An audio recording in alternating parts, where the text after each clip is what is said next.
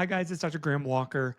Just back from the Chai Innovation Summit down at Stanford. Lots of ideas running through my head. Thought I would kind of put pen to paper with a couple ideas that kind of I've mixed through from what people said at the summit. Now, on this channel, we do not gatekeep. We give credit. So I'll explain my idea here and give credit to where it's due. First. Nikhil from Ambience talked about interfaces and templates have to be use case aware. So the fact that me, the ER doctor, does literally just different work than a pediatrician, and that does different work than a pathologist or a cardiologist. So we need different tools, different interfaces. We need different templates for our notes because we're accomplishing different tasks. Second, Kavita from Google, I was on the panel with, talking about kind of building with partners or building pilots with partners, and then building for kind of enterprise and organizations. I love that idea. Zubair from Anthropic, talking about use cases needing to be tested extensively, and each use case has to be tested independently because you're doing a different task and you don't know that generative AI is going to work for every single task. And then on the drive home, I was talking with our CTO, Greg Gare. Greg is a brilliant informaticist. I don't know how his brain keeps so much stuff in his head. And Greg actually we were talking about like the ideal EHR. And Greg said something to the effect of like, the ideal EHR only shows me everything I need and nothing else. So that's kind of the idea. I'm trying to weave all these ideas together. So I'm going to try to build something live here in Claude. Now I've tested this to make sure it works okay, but when I do this, Claude kind of gives a different interface most of the time. So we'll just see and we'll react to it together. My idea here is an idea I've had for at least a decade as a clinical informaticist myself. And the idea is that I, like Greg, I want my interface to look different based on why the patient's there and the context, right? So in the ER, I kind of want different information to show up like front and center for patients that, for a head injury than for belly pain or for kind of UTI symptoms. Like I want different information because I have to manually go find that different information for every single patient. So, would there be a better way to do this? And I initially thought, oh, well, maybe generative AI could help me create the templates. And we would just kind of hard code these, and there'd be a head injury template and a laceration template and all that information that I need to find. And then I thought, well, wait, what if I take it one step further, go even crazier? What if I just had generative AI dynamically build this like on the fly? Like technically it could do it. It would not be a brilliant use case for resource intensiveness, but again, just to see how well this thing could do. So I'm going to get this thing building. We'll go through the prompt that I've used just to explain it, because it does take a little bit of time to build out the entire thing. But essentially, I'm going to insert a prompt that I've written, and we'll get going with the first use case here in just a second. Here, Claude's going to just say, "Yep, ready to go, Graham. Let's get this done." So I'm going to give it the first case. And our first case here, I have not given these cases to Claude before. So I literally do not know how it's going to respond to these. So our first case here is going to be a 73-year-old coming to the ER with substernal. That means kind of behind the breastbone, ripping, chest pain, radiating into the back suddenly tonight. If you're in medicine, that probably is going to trigger something for you, but we'll see how Claude does. For people outside of medicine, that probably means nothing to you. Okay, so we will just let this thing go. Now, the way Claude and many of these other tools work is it's going to start kind of writing code on this right side. This is HTML, and then this is formatting code called CSS, or cascading style sheets. And then it's going to show up the answer or the EHR design in front of me. It's running pretty fast here. It's writing a bunch of styling code here.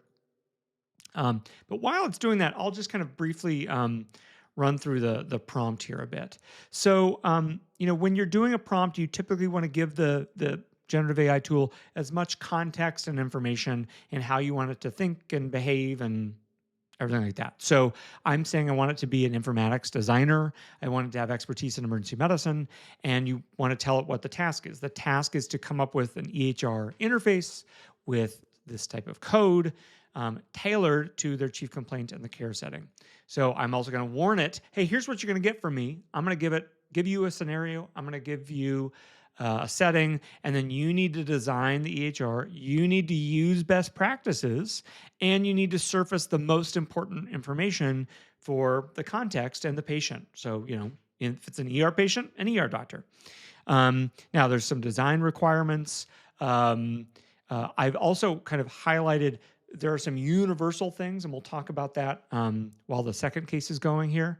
That we'll talk about here, and then we'll go through the rest of the prompt. But it looks like it is finished. Again, I have never seen this before. I literally don't know what it's going to spit out, and you can see it's made up. I'll just walk through my thoughts here. It's made up obviously a lot of information. All we gave it was sex, age, and the chief complaint here. So pretty impressive. It's acting like a EHR, right? You typically want to have the patient information front and center, what room they're in, their medical record number.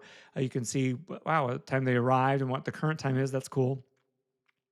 Now it's interesting. I did prompt it for this thing of sudden onset chest pain radiating to the back. That's a kind of a red flag for an aortic dissection or an aortic syndrome, because there's a spectrum of those diseases. So it's doing some decision support up here, and this is even like glowing or like fading in and out of color. It's warning me, which is pretty cool. I could see that getting old over time, but and so it's not just warning me about one thing, it's warning about three things. That they're on warfarin. Okay, so that's bad. They're on a blood thinner and they might have a tear of their aorta. So that's like double bad. So, and hypertensive crisis, that means a very high blood pressure. Okay, so it's got the chief complaint up here up front. Interesting. So it decided to try to give me some more decision support about why it's scared, it's worried about this stuff.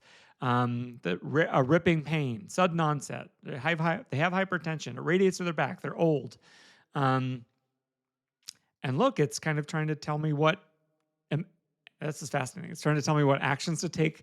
The little emoji for a CTA, the CT angiogram of the chest, abdomen, and pelvis to look for that tear, if there is one, to see how far down it goes. This is fascinating, and it's giving me more decision support about what the other things that I should consider doing if they have that aortic dissection. Fascinating. Now it's got allergies here. You always want to see allergies. Relevant history, hypertension. They are on warfarin. And again, it's highlighting again. It's trying to tell me like in multiple ways, hey, this person is a bleeding risk, and a tear in your aorta plus bleeding risk is extremely bad. And it's giving me even more decision support. And it looks like maybe there's some labs here. Wow, this is very cool. So I would say generally pretty good. Now, obviously, I triggered it to go down the aortic dissection route with this. So it's giving me a lot of decision support, which is fine. I would say, there's still a significant chance this patient doesn't have aortic dissection. And so I would need to consider other alternative diagnoses. But again, pretty cool that it made this on the fly. And let's move to our second case here. We're going to pivot completely different. We're going to go to a 6-year-old well child visit. She's seeing her pediatrician. She needs her back to school physical, and she has no complaints. And this is a common scenario in the summer that pediatricians see all the time. Okay, so let's try second case. Okay. So that's now going to rewrite the HTML and start over again here. So let me just kind of explain the way I think about this stuff as a ER doctor and a clinical informaticist here. So I think about information in, and that could be the patient's problems, that could be the patient's medications. There's like 4 types of clinical information. There is stuff that I always want to know, that this piece of information existing in this patient, I always want to know about. It doesn't mean it's always going to change what I do, but I always want to know about this information because I need to at least consider it. So those are things going to be like pregnancy, like they have cancer, like they're on a blood thinner, what their code status is. So all of those things are important that I always at least have in the back of my mind or the front of my mind about this patient. Um, there are other things that are context sensitive. So if you come in with a red eye or a painful eye and you have glaucoma, that matters. I want to know that you have glaucoma. I want to know what eye drops you're prescribed, for example. Um, but generally speaking, if you're not in the ER or in the clinic for an eye complaint, I often don't really care as much about your eye drops. So if you came in for an ankle sprain and you don't have a red eye or something like that, that's going to be probably in the no thanks territory. Please do not put the eye drops that they're on front and center because they are there for their ankle, which is kind of as far as you can get away from the eye. And then there's kind of a middle category where there's stuff that maybe doesn't matter right this second, but it's maybe triggered by something changing. Oh, the patient has a seizure. Oh, while they're in the ER, the patient, I order a test. I order a CAT scan, and the patient has an allergy to the contrast that we often use. So I might not need to always know about their IV contrast allergy. But if I'm going to kind of try to do something that involves that contrast, then yeah, that should trigger that warning to pop up on the screen. So looks like this second one is done. Let's take a look. Okay, so this is a kiddo routine wild child visit, kindergarten entry. Okay, this is great as far as I remember as pediatrics. So this is giving me my growth charts essentially. Where are they in the percentiles for weight and height and BMI? It is going through the visit checklist dynamically for me. So it's kind of reminding me what things need to get done. Oh, these are real checkboxes. That's cool. Vital signs, great. And it's also flagging that those are normal. And it's saying what the school requirements are. Love it. What their immunization status is. Great. So this is exactly what I wanted it to do. It needs to flag if there's vaccines that are due today. And this is, this is crazy. They're meeting their milestones for age 6. Oh, and this is collapsible too. Family history, relevant to kids, less relevant as you get older. Parent brings up some concerns. Maybe the medical assistant types this in, but having some difficulty in sitting still in preschool. Age appropriate guidance. You've got a hearing test. I mean, I would say incredible. Now imagine this would look really different if it's a 6-year-old there for ear pain or for fever or something like that. The page is going to look different. So extremely cool. Now I'm going to give this a hard one here. Again, I'm going back to the idea that always. I'm gonna sneak in some always information that this patient has pancreatic cancer. And I'm going to see, I've kind of mixed it into a ton of other information. I'm going to see if it gets this right here. Final patient. So we will let this go here. Now, I have intentionally tried to hide their metastatic pancreatic cancer in with a bunch of other diagnoses to see if this will not prompt me or warn me about the patient's pancreatic cancer.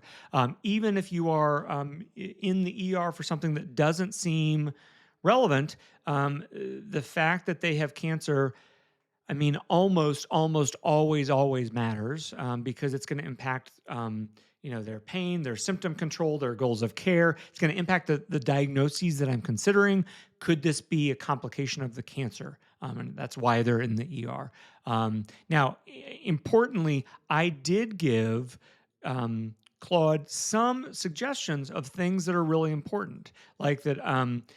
These are the things that you should always consider, but I intentionally did not tell it cancer. So we're going to see if it gets that right, that it's going to highlight that, even though I kind of tried to bury it and hide it.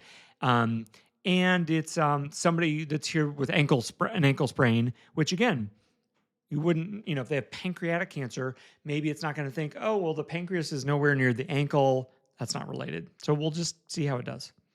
And for the rest of the prompt, I essentially kind of tried to make it, hey, I want it to be proactive. I want to use good design. Okay, and it's done. Wow. So yeah, it got the pancreatic cancer. It got that they probably have they're probably on chronic opioid meds, and they have multiple drug interactions. This is crazy. Complex medical history. So this is like totally warning me ahead of time. Um, it's flagging their pain, and it's flagging their oncology status, and it's giving me some treatment considerations. They're on pain meds. They have bipolar 2, so you might be cautious of drug interactions, and palliative care goals. Um, and look, these are even some drug interactions here. I don't actually know if opioids and quetiapine is a real thing as a drug interaction. It's giving some audible ankle rules. Amazing. And wow, fantastic. So that's kind of the idea. Just the fact that this model can do this on the fly and give me a dynamic interaction to an EHR is simply incredible. This is Graham Walker. Thanks for watching.